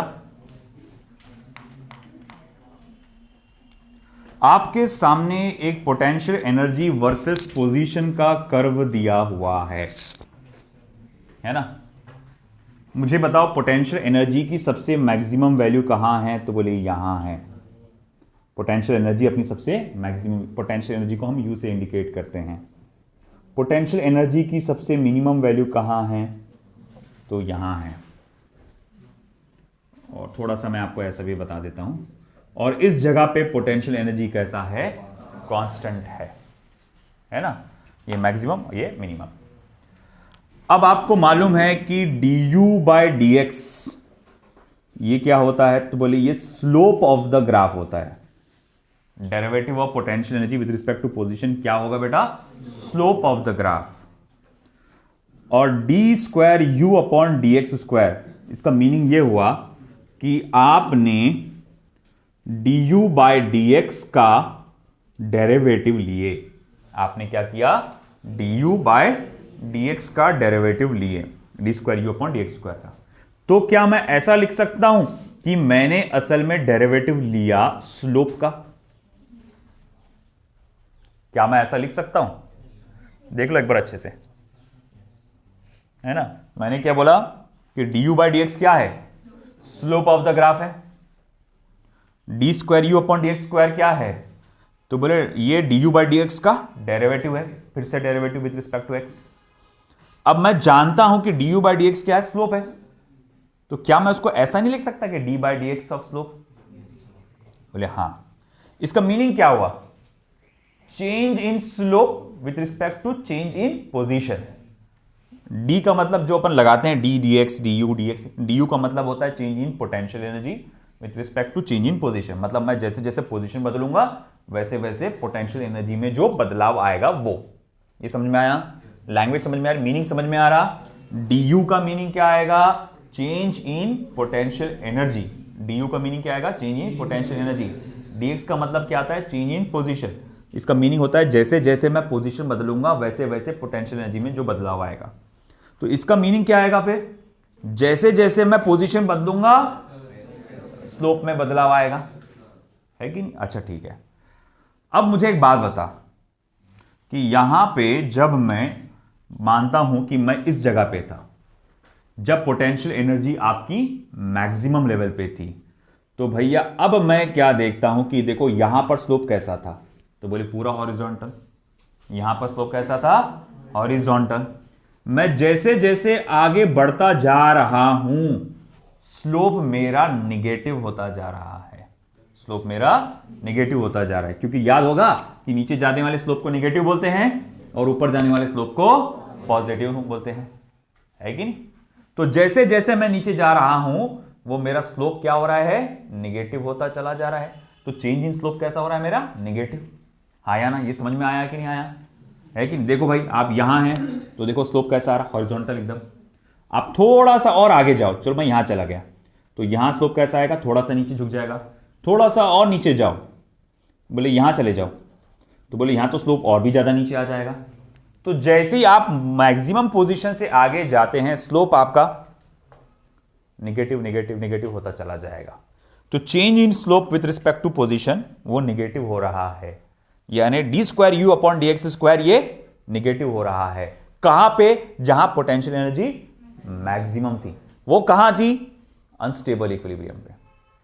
वो कहां थी? अनस्टेबल इक्विलिब्रियम में। वहीं आप ये वाली को देखो, आप यहां पोटेंशियल एनर्जी कैसी है, मिनिमम है, सबसे लोएस्ट पोजीशन पे। हाँ ठीक है, मान लिया। मैं ये पॉइंट देखूंगा, फिर ये पॉइंट देखूंगा, फिर ये पॉइंट देखूंगा, है ना। तो जैसे कि मैं बनाऊंगा, यहां जो स्लोप आएगा वो कैसा रहेगा, तो बोले ये तो एकदम फ्लैट रहेगा। फिर आगे की पोजीशन पे जाऊंगा तो स्लोप कैसा रहेगा, तो थोड़ा ऊपर जाता हुआ। उसके आगे जाऊंगा तो स्लोप कैसा रहेगा, तो थोड़ा और ऊपर जाता हुआ। जैसे जैसे मैं आगे आगे आगे आगे बढ़ता जा रहा हूं, मैं देख रहा हूं स्लोप पॉजिटिव पॉजिटिव होता जा रहा है। यानी change in slope with respect to position क्या हो रहा है, पॉजिटिव हो रहा है। Change in slope with respect to position क्या हो रहा है, पॉजिटिव हो रहा है। यानी कि D square u upon d x square क्या हो रहा है, पॉजिटिव हो रहा है कि नहीं। और ये कहां होता है, जहां पोटेंशियल एनर्जी मिनिमम है। और पोटेंशियल एनर्जी मिनिमम कहां होती है, स्टेबल इक्विलिब्रियम में। अब इसको देखो तुम, यहां पोटेंशियल एनर्जी कैसी है, कांस्टेंट है। अगर यहां पोटेंशियल एनर्जी कांस्टेंट है तो इस पोजीशन पे स्लोप कैसा है, तो बोले ऐसा है। इस पोजीशन पे स्लोप कैसा है, तो बोले ऐसा है। इस पोजीशन पे स्लोप कैसा है, तो ऐसा है। मेरे एक बात बता दे बेटा कि अब मैं आगे बढ़ रहा हूं, स्लोप पॉजिटिव हो रहा कि स्लोप नेगेटिव हो रहा, कांस्टेंट रह रहा। अगर स्लोप कांस्टेंट है तो कांस्टेंट चीज का डेरिवेटिव क्या होता है, जीरो। तो स्लोप का डेरिवेटिव क्या हो जाएगा, जीरो। यानी d square u upon d x square क्या हो जाएगा, जीरो। और d square u upon d x square zero कहां हुआ, जहां पोटेंशियल एनर्जी क्या है, कांस्टेंट है। पोटेंशियल एनर्जी कांस्टेंट कहां है, जहां न्यूट्रल इक्विलिब्रियम है। आया समझ में आपको, है ना, कि ये ऐसा क्यों हुआ कि डबल डेरिवेटिव यहां पॉजिटिव क्यों आया, डबल डेरिवेटिव यहां नेगेटिव क्यों आया, और डबल डेरिवेटिव यहां पर जीरो क्यों आया।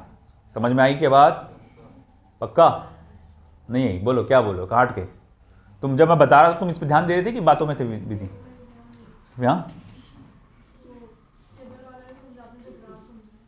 देखो ये ग्राफ को देखो अच्छे से, ये वाला पार्ट है ना, ये वाला हिस्सा मैं इसी को समझा रहा,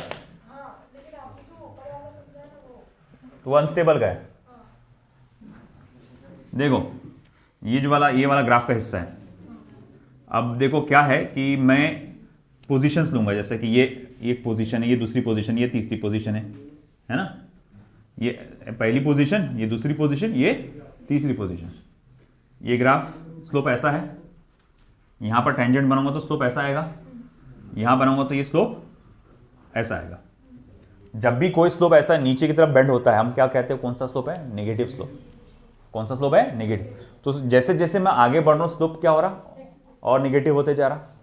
तो मतलब change in slope with respect to position क्या आ रहा, नेगेटिव आ रहा। यानी d square u upon d x square क्या आ रहा, नेगेटिव आ रहा, क्योंकि इसका मीनिंग वो होता। तो ये भाई हमने देखा कि जहां पोटेंशियल एनर्जी मैक्सिमम होगी, यहां है ना मैक्सिमम, वहां change in slope with respect to position यानी double derivative of potential energy वो नेगेटिव आएगा। वहीं अगर मैं यहां देखूंगा तो जैसे जैसे आगे बढ़ रहा तो स्लोप ऊपर ऊपर ऊपर ऊपर होते जा रहा हो, तो मतलब चेंज इन स्लोप यानी double derivative of potential energy वो लगातार क्या आएगा, पॉजिटिव आएगा। क्योंकि जैसे जैसे मैं आगे बढ़ रहा हूं, जैसे ये ग्राफ ऐसा है ना, नीचे हिस्से में ग्राफ ऐसा है और ये इधर है, अरे तेरी ये ऐसा है, तो ये पोजीशन ये पोजीशन ये पोजीशन देखो। पहले तो यहां स्लोप कैसा है, एकदम फ्लैट है, जीरो है। यहां स्लोप थोड़ा सा ऊपर गया, यहां स्लोप और ऊपर गया, पॉजिटिव स्लोप।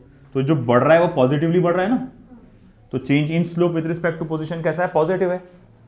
तो change in slope with respect to position को क्या कहते हैं अपन, d square u upon d x square. Change in slope with respect to position को क्या बोलते हैं, d square u, double derivative of potential energy बोलते हैं, है ना। तो बोले ये आपको बताया था ना मैं कि ऐसा आता करके, तो अगर ये पॉजिटिव है तो मतलब ये भी पॉजिटिव है। तो वही बोला मैंने कि ये आपका जहां पर पोटेंशियल एनर्जी मिनिमम रहेगा, क्योंकि यहां पोटेंशियल एनर्जी सबसे मिनिमम थी ना, वहां पर डबल डेरिवेटिव उसका क्या आएगा, पॉजिटिव आएगा। और जैसे कि आपने यहां देखी, यहां तो स्लोप कांस्टेंट ही है, तो यहां डबल डेरिवेटिव क्या आएगा, स्लोप का फिर जीरो, है ना। तो इस तरह से वो पॉइंट था आपका, लिखना हो गया बेटा आपका ये। चलिए अब इस पे हमको देखना है न्यूमेरिकल्स, स्टेबल अनस्टेबल पे। इस पे अलजेब्रिक न्यूमेरिकल्स भी आते हैं और ग्राफिकल न्यूमेरिकल्स भी आते हैं।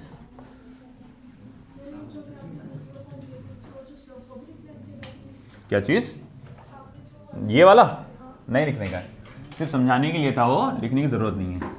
जब कभी कंफ्यूजन हुआ तो ये रिकॉर्डिंग देख लेना।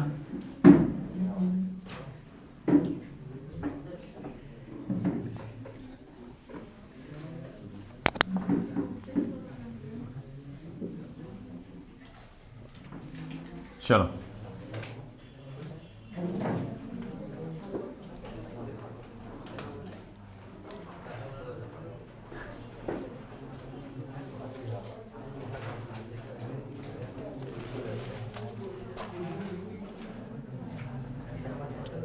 लिखो,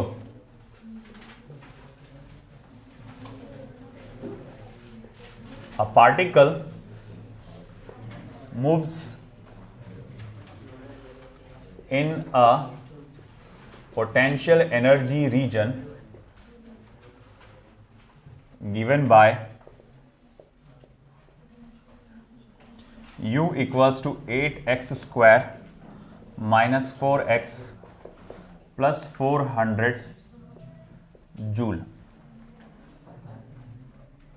Its state of equilibrium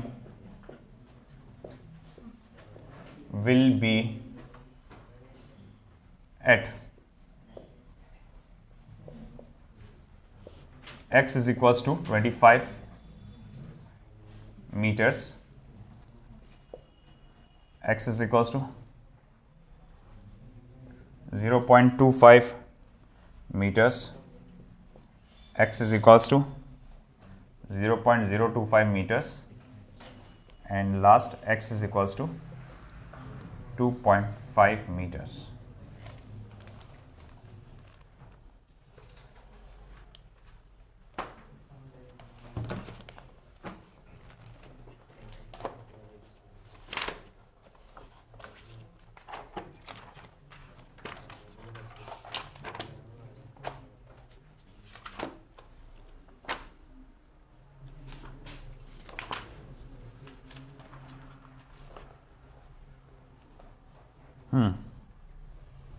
तो इसने कहा है कि एक पार्टिकल है जो पोटेंशियल रीजन में पोटेंशियल एनर्जी जिसकी वैरी हो रही है with respect to position as given below, है ना। Potential energy as a function of position इस इक्वेशन से बताया गया है। वो बोल रहा है किस जगह पर वो इक्विलिब्रियम अटेन कर पाएगा, किस जगह पे उसको इक्विलिब्रियम फील होगा। इक्विलिब्रियम फील होगा मतलब किस जगह पर उसको फोर्स जीरो होगा। अब बोले अपने वो फोर्स जीरो कहां है, कैसे पता चलेगा। तो देखो आप जानते हैं कौन सा बेटा, बी ऑप्शन। देखो आप जानते हैं कि since f is equal to क्या है बेटा, minus D you by D x जानते हैं आप, है ना। आप ये फॉर्मूला जानते हो। इसने कहा कि पार्टिकल कैसा है बेटा, इक्विलिब्रियम में है। पार्टिकल इक्विलिब्रियम में है इसका मतलब एफ क्या है बेटा, जीरो है। अगर एफ जीरो इसका मतलब D you by D x भी क्या है, जीरो है। यानी पोटेंशियल एनर्जी का जो इक्वेशन का जो डेरिवेटिव है वो क्या है, जीरो के बराबर है। अच्छा D you by D x कितना है, तो D you by D x तो असल में है 16x माइनस 4, 16x माइनस 4 है D you by D x. तो हमने कहा इक्विलिब्रियम जहां होगा वहां फोर्स जीरो होगा, वहां पर D you by D x zero होगा, मतलब वहां पर 16x माइनस 4 ये जीरो होगा, वहां पर 16x माइनस 4 ये जीरो होगा। इसका मतलब 16x इज इक्वल टू 4 होगा, x is equal to 4 upon 16 यानी x is equal to 1 upon 4 यानी कि 0.25 यानी 0.25 मीटर्स पर आपको, वेरी गुड बेटा, 0.25 पर आपको इक्विलिब्रियम मिलेगा। आई बात समझ में आपको। करना क्या था, सिर्फ उसके डेरिवेटिव लेकर जीरो से इक्वेट करना था। कंसेप्चुअली समझो, ऐसा रट्टा नहीं लिखने का। हमको मालूम है फोर्स का formula minus D you by D x होता है। उसने बोला किस जगह पे इक्विलिब्रियम मिलेगा, मतलब आपको फोर्स जीरो मिलेगा। तो हमने कहा फोर्स का जहां जीरो होगा वहां D you by D x भी क्या होगा, जीरो होगा। तो u का डेरिवेटिव लिया मैंने विद रिस्पेक्ट टू x, मतलब इसका डेरिवेटिव लिया तो वो वैल्यू आई 16x माइनस 4। तो जब डेरिवेटिव लिया तो बोले ठीक है कि डी यू जहां इक्विलिब्रियम होगा वहां D you by D x zero होगा, तो 16x माइनस 4 ये भी जीरो होगा। तो चलो उसको हमने जब इक्वेट किया तो भाई पता चला x की वैल्यू कितनी आ रही है, 0.25 मीटर्स। कौन सा 400? अरे बेटा वो कांस्टेंट है ना, कांस्टेंट का डेरिवेटिव जीरो होता ना। चलो next,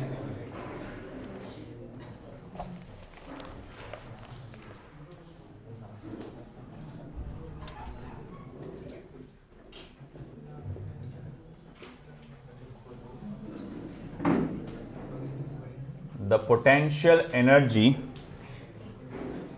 of a conservative system is given by, potential energy of a conservative system is given by U is equals to ax square minus bx, where A and B are positive constants, जहां पर ए और B positive constants हैं.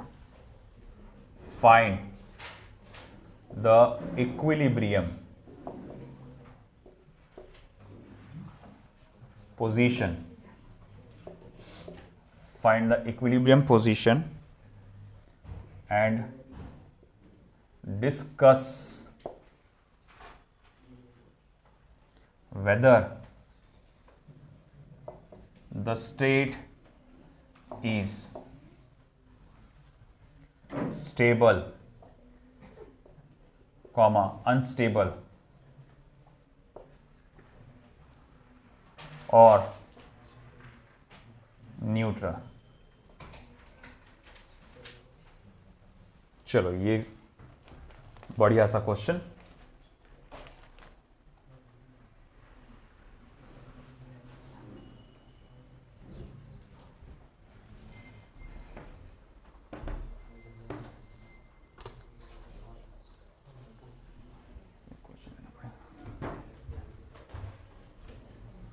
ये पहला question हो चुका है.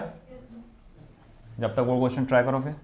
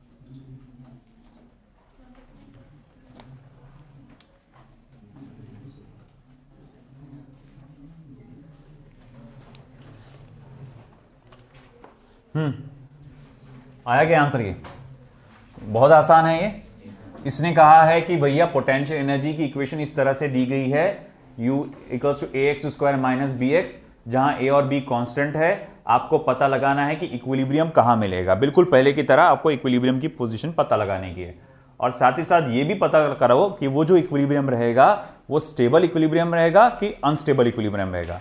बहुत आसान है बेटा। क्या है बेटा? स्टेबल है कि अनस्टेबल है? देखते हैं। सबसे पहले तो हम किस जगह पे ये इक्विलिब्रियम होगा? देखो, हम जानते हैं कि F is equals to minus D you by D x होता है। एट इक्विलिब्रियम, जहां पर भी आपको इक्विलिब्रियम मिला है वहां पर फोर्स की वैल्यू क्या होती है? जीरो होती है। जहां फोर्स की वैल्यू जीरो होगी वहां पर D you by D x क्या होगा? जीरो होगा। अब इसका डेरिवेटिव ले लो भैया, कितना आएगा? तो बोले twice of a x minus b आ जाएगा। तो बोले वो हो गया जीरो, मालूम है ना? तो बोले भैया अब डेरिवेटिव आ गया ट्वाइस ए एक्स माइनस बी। अब उसको उधर ट्रांसफर करो माइनस बी को, तो इधर लेके चले गए। हाँ जी भाई, इधर लेके गए। देखो x इज इक्वल टू क्या हुआ अपन? b अपॉन ट्वाइस ए। तो इस जगह पे आपको क्या मिलने वाला है? इक्विलिब्रियम मिलने वाला है। कितने लोगों का आ गया आंसर? ये बहुत ही कम। क्या कर रहे थे रे बाकी के? तुमको डेरिवेटिव नहीं आता क्या अभी तक के? तो डेरिवेटिव लो, जीरो से इक्वेट करो, चीजों को इधर उधर ट्रांसफर करके x की वैल्यू निकाल लो। अब चलो x की वैल्यू निकल गई, ये तो पता चल गया कि इक्विलिब्रियम में इस जगह पे। मगर ये कैसा इक्विलिब्रियम है? स्टेबल है कि अनस्टेबल है? वो कैसे निकालेंगे? देखो, हमारे पास du बाई डी एक्स की वैल्यू क्या आई थी? हमारे पास du बाई डी एक्स की वैल्यू क्या आई थी? तो बोले वो आई थी twice of a x minus b. अब आपको करना क्या है? एक और बार डेरिवेटिव लेना है ना? अगेन डिफरेंशिएटिंग, मैंने क्या किया? एक और बार डेरिवेटिव ले लिया। तो d square u upon d x square is equals to क्या बचेगा? Twice of a. अरे भाई समझा क्या? नहीं समझा? नहीं समझा।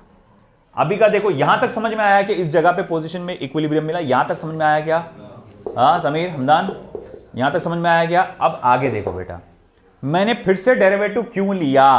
क्योंकि भैया कुछ देर पहले की ही बात है। जरा टेबल को झांक कर देखो, है ना? वो स्टेबल अनस्टेबल का जो अपन ने निकाले थे, पीछे पलटा कर देखो जरा। जहां स्टेबल इक्विलिब्रियम है वहां पर D square u upon d x square कैसा आता है? पॉजिटिव। जहां अनस्टेबल इक्विलिब्रियम है वहां पे नेगेटिव। दिख रहा है ना वहां पर? टेबल पे देख लो एक बार, अच्छे से एक बार देख लो। अब ऐसा है कि मैंने डबल डेरिवेटिव लिया, आंसर क्या आया? ट्वाइस ए, जाने के पॉजिटिव। अब पॉजिटिव आंसर आया तो ऐसा कहां होता है? स्टेबल इक्विलिब्रियम में। इसीलिए मैं कहूंगा कि इसने मुझे क्या बताया? Stable equilibrium. इसने मुझे स्टेबल इक्विलिब्रियम बताया है। आई के बात समझ में? अरे भाई समझी के बाद, है ना? अब अगर मैं इसको देखूंगा इसी तरह से यहां पे, है कि नहीं? अब ये दूसरा प्रॉब्लम मेरे सामने आ रहा है, मेरे पास टाइम कम है तो जल्दी से थोड़ा देख लो, उसको बाद में लिखते बैठना आपने। आपको पोटेंशियल एनर्जी वर्सेस पोजीशन का कर्व दिया हुआ है और आपसे पूछा गया है कि फोर्स का ग्राफ कैसा रहेगा। 1 मिनट आप ट्राई करो, सोचो कैसा होगा। 1 मिनट के लिए दिया आपको, सोचो कौन सा हो सकता है।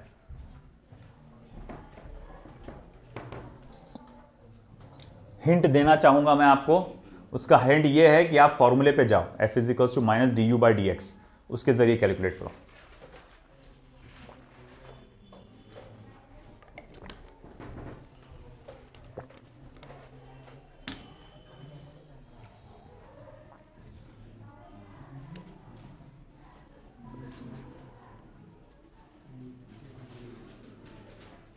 चलो मुझे एक बात बता, सब लोग इधर ध्यान देंगे, 2 मिनट के अंदर मुझे इसको निपटाना है। ध्यान दो सब लोग, फोकस करो। ये स्लोप कैसा है? पॉजिटिव है और यूनिफॉर्म है, सीधी स्ट्रेट लाइन है, स्लोप यूनिफॉर्म है। तो मैं लिख सकता हूं कि O से लेकर A तक, O से लेकर A तक आपका du बाय dx एक पॉजिटिव कांस्टेंट है। पॉजिटिव कांस्टेंट है। बोले du बाय dx, अरे बेटा स्लोप को du बाय dx बोलते हैं ना अपन। तो भैया यहां से लेकर यहां तक स्लोप पॉजिटिव है और कांस्टेंट है। स्लोप कैसा है, पॉजिटिव है और कांस्टेंट है। देखो यानी कि du by D x positive है और कांस्टेंट है। f इज इक्वल टू क्या होता है, minus D you by D x, हाँ या ना। तो मैं यहां लिख सकता हूं f माइनस पॉजिटिव कांस्टेंट, है ना। मैंने D you by D x की वैल्यू डाला जो कि क्या है, पॉजिटिव कांस्टेंट। मगर जब ये माइनस साइन के साथ मल्टीप्लाई होगा तो वो क्या बन जाएगा, निगेटिव कांस्टेंट। वो क्या बन जाएगा, निगेटिव कांस्टेंट। ये समझा क्या? मैंने क्या किया, देखा भैया यहां से लेकर यहां तक ढलान एक जैसी, ये ना D you by D x एक जैसा और पॉजिटिव, तो ये पॉजिटिव कांस्टेंट है। मगर मुझे मालूम है फोर्स का फॉर्मूला क्या होता है, minus D you by D x, यानी कि negative minus multiply by positive constant. कोई भी चीज माइनस से मल्टीप्लाई होकर क्या होती है, माइनस हो जाती है, तो ये माइनस हो गया, निगेटिव कांस्टेंट। मतलब फोर्स ओ से लेकर ए तक निगेटिव रहेगा और कांस्टेंट रहेगा। इनमें से कौन सा ऐसा फोर्स है, ये दो दिख रहा आपको। अरे ये एक्स एक्सिस है ना, ये ऊपर वाला पॉजिटिव होता है, नीचे वाला निगेटिव होता। यहां पर भी देखो निगेटिव है और कांस्टेंट है, यहां पर भी देखो क्या है, निगेटिव है और कांस्टेंट है, यहां पर पॉजिटिव है और कांस्टेंट है। नहीं समझा, नहीं समझा है ना। यहां पर ये फोर्स निगेटिव है और कांस्टेंट है, यहां पर फोर्स निगेटिव है और कांस्टेंट है। अब मुझे बोलूंगा मैं बियॉन्ड ए, अब ए के बाद देखो, ए के बाद देखो u कैसा है, तो बोले u तो कांस्टेंट है। a के बाद कैसा है, u कांस्टेंट है ना। अगर a के बाद u कांस्टेंट है तो du बाई डी एक्स कैसा होगा, जीरो हो जाएगा। du by D x zero, फौरन जीरो हो जाएगा। जैसे ही अगले कदम पे गए तो u कैसे मिला आपको, लगातार कांस्टेंट। जैसे ही मैं आगे गया तो फिर कांस्टेंट, u कांस्टेंट है तो du बाई डी एक्स क्या हो जाएगा, जीरो। अगर du by D x zero हो गया मतलब क्या जीरो हो गया, फोर्स जीरो हो गया, क्योंकि फोर्स क्या है, minus D you by D x. तो भैया देखो ऐसा कहां हुआ, फौरन उसके बाद, है ना, जैसे ही मैं अगला कदम लिया फोर्स क्या हो गया, जीरो हो गया। तो इसीलिए मेरा करेक्ट आंसर ये रहेगा, है ना, सी ऑप्शन। आया समझ में?